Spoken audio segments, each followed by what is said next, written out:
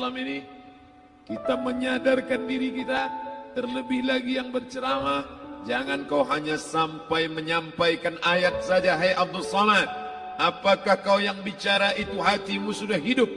Senantiasa merasakan diri, aku orang paling hina, aku orang paling kotor, ditempelkan kening ke lantai di tempat yang diinjak tapak kaki, mengatakan bahwa aku bukan siapa-siapa.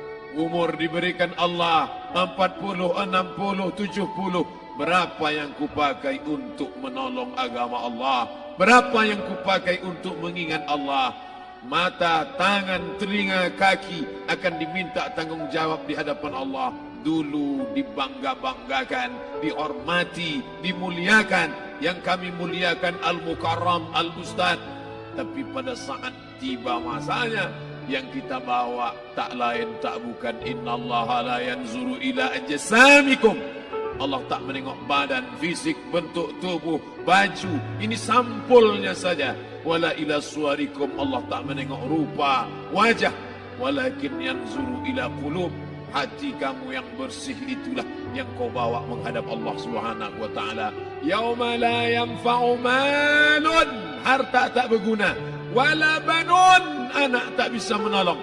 Harta tak berguna, anak tak mampu menolong.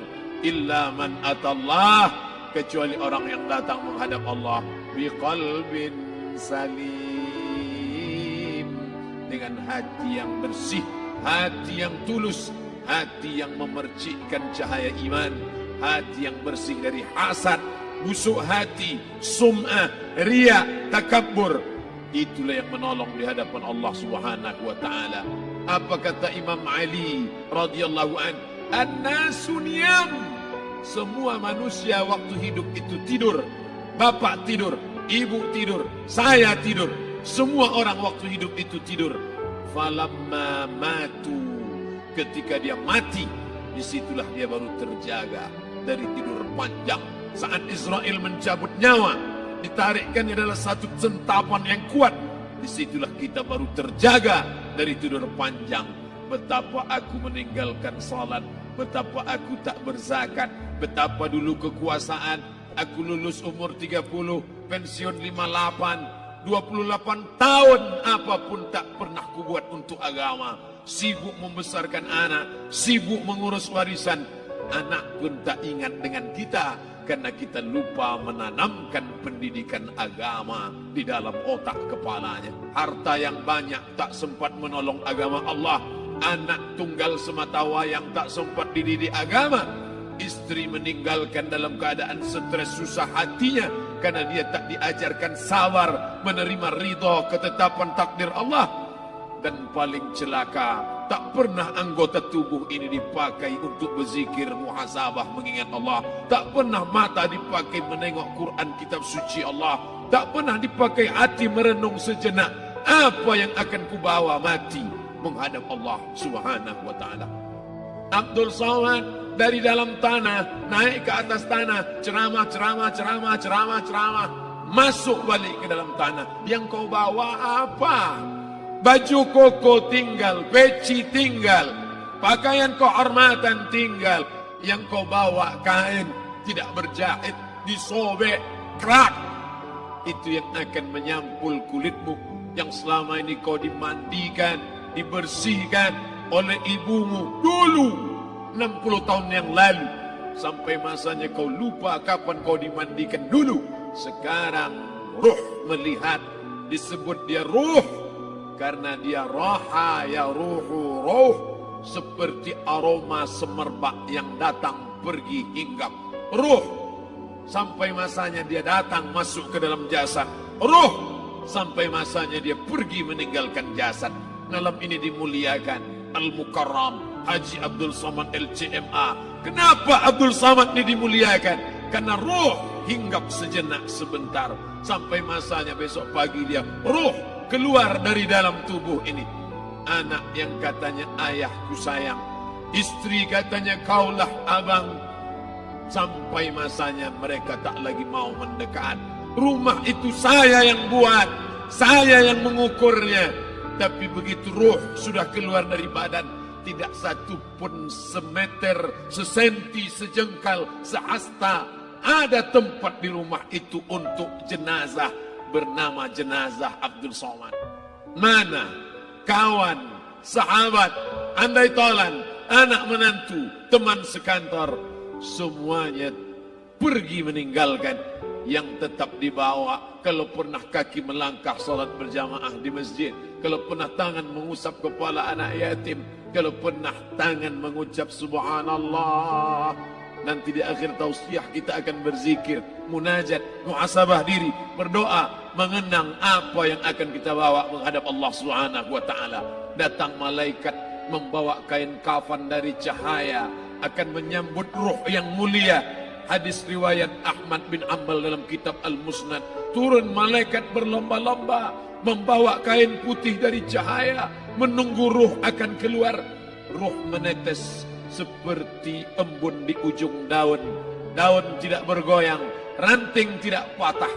Ruh menetes pelan turun ke dalam kain kafan, dibawa malaikat ke pintu langit. Tak sabar mereka menyambut. Inikah dia yang selama ini berjamaah? Berapa banyak yang masyhur terkenal di bumi, malaikat tak mengenal dia. Ini roh siapa? Tapi ini bukan LCMA, dia bukan ustaz, dia bukan ulama, tapi imannya dalam, kekuasaan dipakai menolong agama Allah. Ruhnya keluar di bawah, semua malaikat mengucapkan salam. Inilah orang yang selama ini kami tunggu-tunggu, catatannya sudah lama. Setiap pagi petang malaikat subuh membawa catatan namanya, malaikat malam membawa catatan namanya. Kami merindukannya. Begitu orang-orang yang masyhur di langit tapi tak dikenal makhluk bumi. Tapi ada sebaliknya, yang rohnya disentapkan, ditarik malaikat dengan begitu tarikan yang sangat kuat. Nabi bertanya saat Isra Mi'raj kepada mereka yang sudah mati ribuan tahun yang lalu, apa yang kalian rasakan? Yang satu mengatakan seperti tebasan pedang di tempat yang sama beratus kali. Yang satu mengatakan seperti kambing yang dikuliti hidup-hidup. Yang satu mengatakan seperti mata kail pancing ditarik dari kulit yang basah. Maka kita berdoa setiap selesai salat, Allahumma hawwin alaina, ringankan kami ya Allah, fi sakaratil maut, di saat sakaratul maut yang amat sangat menyakitkan itu, di saat malam pertama di tempat yang gelap, di tempat yang tak pernah diimpikan oleh orang, tapi kita tetap melewati dan merasakannya. Perlahan-lahan cacing tanah, ular-ulat kalajengking akan menggerogoti kulit yang selama ini dimandikan, selama ini dipakaikan sampo yang mahal, selama ini dioleskan pelembab yang lembut. Tapi ternyata sebelum roh keluar jasad, setelah keluar, dia hanya akan menjadi santapan cacing tanah. Hancur berkeping hari demi hari. Yang pertama kali membusuk adalah mata, karena dia berisi cairan. Cairan ini mengering, busuk dan berlubang. Lalu kemudian usus sebulan di dalam tanah. Mulai dia menggelembung masuk angin, dan dia meletus pecah. Cacing-cacing tanah mulai datang menggerogoti, memakan. Habis, siap tak siap, suka tak suka, kau akan didatangkan. Apa yang akan ditanya oleh Allah? Perbuatanmu, amalmu. Faman ya'mal mithqala dzarratin khairan yarah. Sebesar biji sawi, sebesar ujung rambut, kau aniaya orang, kau makan titik puluh keringatnya. U'tul ajira ajrahu, berikan upah pekerjamu, gaji tukang panenmu, gaji tukang cuci setrikamu. Kau makan, kau tahan 3 bulan. Dia tak menuntut, dia senyum, dia hanya mampu mengadu kepada Allah. Tapi titik peluhnya yang keringatnya, air matanya akan kau balas di hadapan Allah Subhanahu wa taala. Di saat itu tak ada siapa bisa menolong. Hari ini uangmu banyak, kau bayar pengacara handal 1 jam 100 juta, bebas tanpa syarat. Tapi di hadapan Allah semua akan bersaksi. Al-yawma nakhtimu ala, lidah yang selama ini pandai bicara dikunci, ditutup Allah Ta'ala yang akan bicara. Wa tukallimuna aydihim wa tashhadu arjuluhum, kaki akan bersaksi, tangan akan bicara. Bima kanu yaksibun, yang pernah dilakukan di masa yang lalu. mata melihat, seolah-olah nyata perbuatan itu pernah dilakukan dulu. Kita lupa, kita tak ingat, tapi catatan malaikat terlalu terang benderang. Wa in kullun lamma jami'un ladaina muhdharun. Catatan dibaca sampai-sampai orang itu tak percaya. Ma li hadzal kitab, kenapa buku catatan saya ini la yughadiru saghiratan, yang kecil-kecil, wala kabiratan, yang besar-besar, ahsaha, semua tercatat dalam buku catatan yang nyata. Dalam surat Al-Isra apa kata Allah? Iqra. Hari ini kalau dikatakan Iqra baca Quran, Iqra baca Yasin, malam Jumat Iqra baca surat Al-Kahfi, tapi sampai hari itu Yasin tak bermakna, Al-Kahfi tak lagi disuruh baca karena hidup sudah berakhir. Iqra, baca. Apa yang kau baca? Kafa binafsikal yawma alaika hasiba. Baca buku catatan amal. Sampulnya dosa, isinya dosa. Catatan kakinya dosa, sampul penutupnya dosa, bibliografinya dosa. Sampai ia pun tidak percaya, kenapa aku hidup hanya dosa saja. Saat itu dia mendengar teriakan azab, saat itu dia menyaksikan pekikan teriakan sakitnya siksa. Rabbana, ya Tuhan kami, farji'na, balikkan lagi kami ke dunia. Rabbana, ya Tuhan kami, absarna, mata kami sudah melihat azab. Wasami'na, telinga kami sudah mendengar sakitnya, pekikan, teriakan, jeritan. Farji'na, balikkan lagi kami ke dunia. Na'mal salihan, kami ingin amal saleh, kami ingin bantu masjid, kami ingin sekolahkan anak yatim, kami ingin muliakan fakir miskin, kami ingin bantu panti jompo. Farji'na, balikkan lagi kami dunia. Kami ingin salat tahajud, kami ingin tahiyatul masjid, kami ingin puasa sunnah. Saat itu penyesalan tak lagi berguna. Na'mal salihan, kami ingin amal saleh.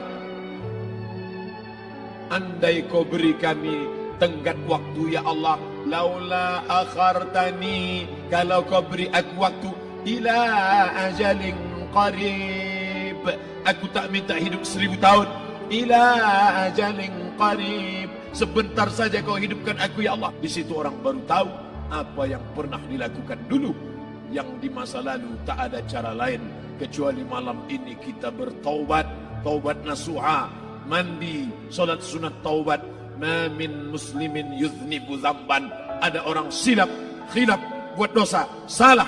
Siapa yang tak pernah salah? Sedangkan datuk moyang kita Adam pun salah, tapi dia mengetahui, sadar salahnya. Dia berdoa, Rabbana zalamna anfusana, kami sudah menzalimi diri kami. Wa illam taghfir lana, kalau kau tidak mengampuni kami, wa tarhamna, kalau kau tidak merahmati kami, dan akunanna minal khasirin, kami termasuk orang yang rugi ya Allah. Maka malam ini kita bermunajat kepada Allah, berdoa, mengenang masa lalu, bergelimang dosa, besok tak akan kita ulang. Kita minta ampun kepada Allah Subhanahu wa taala. Astaghfirullahalazim. Astaghfirullahalazim. Astaghfirullahalazim.